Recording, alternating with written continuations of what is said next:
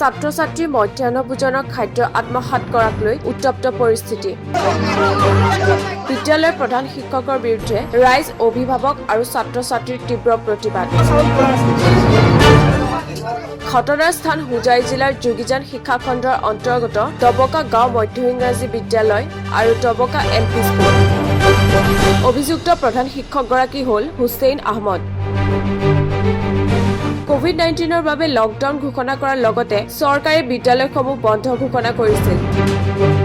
তাৰ সমান্তৰালকৈ ছাত্ৰ ছাত্ৰীক মধ্যাহ্ন ভোজনৰ বাবে চাউল আৰু নগদ ধন দিয়াৰ ব্যৱস্থা কৰিছিল চৰকাৰে।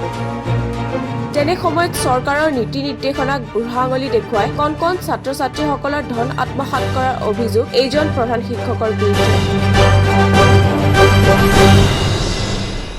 এজন প্ৰধান শিক্ষকে দুইখন বিদ্যালয়ৰ দায়িত্ব লৈ বিদ্যালয়ৰ পৰিচালনা সমিতিৰ সভাপতিৰ লগত মিলি ছাত্ৰ ছাত্ৰীৰ প্ৰাপ্যৰ 1ৰ পৰা 2 কেজিলৈকে চাউল কমকৈ দিয়াৰ লগতে 50ৰ পৰা 60 টকা কমকৈ বিতৰণ কৰি আহিছে বুলি স্থানীয় ৰাইজৰ লগতে ছাত্ৰ ছাত্ৰীসকলে গুৰুতৰ অভিযোগ উত্থাপন কৰিছে। আজকে দিছেন কে দিছে হেডমাস্টারে নে তুমি কোন ক্লাসত পড়া পয়সাটা দিখাই দিয়াছোন পয়সাটা চাউল কিমান দিয়া হৈছে চাউল এটা 3.5 কেজি 3.5 কেজি কেই দিন এটা 35 দিন। ছাত্ৰ ছাত্ৰীৰ প্ৰাপ্যৰ বিষয়ে স্থানীয় ৰাইজ আৰু অভিভাৱকসকলে শিক্ষকজনক জবাবদিহি কৰাত শিক্ষক হুছেইন আহমেদ আৰু পৰিচালনা সমিতিৰ সভাপতিজনে সাংবাদিকৰ কেমেৰা দেখি তৰা নৰা চিঙি উক্ত স্থানৰ পৰা পলায়ন কৰে। যে হেডমাস্টাৰে চাউল দি আছে বিতৰণ কৰি আছে যে 3.5 কেজি কৰি চাউল আৰু টকা দি আছে 160 টকা হয় 100 200 1 টকাকে চাউল দিব লাগে পয়সা চাউল দিব লাগে 4.5 কেজি কে দিয়ে আছে মাস্টারে এতিয়া 3.5 কেজি চাউল আৰু টকা দি আছে 160 টকা আইছে 156 টকা 80 পয়সা কিন্তু এজন ছাত্ৰই পাইছে 100 টকাকে 56 টকা 80 পয়সা পোৱা নাই।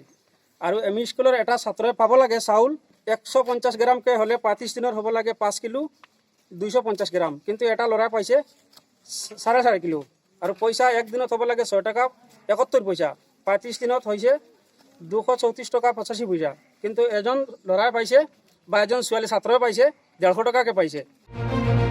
বিদ্যালয়খনৰ নাম ফলক দেখিলে আপোনালোকে বুজি পাব শিক্ষাৰ ক্ষেত্ৰত প্ৰধান শিক্ষক বা পৰিচালনা সমিতি কিমান তৎপৰ।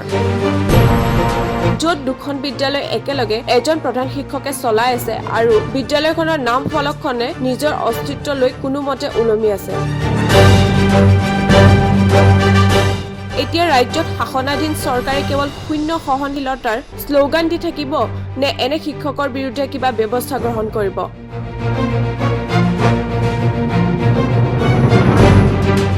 ডবকাৰ পৰা ব্যুৰো ৰিপৰ্ট, নেশ্যন টক্স 24।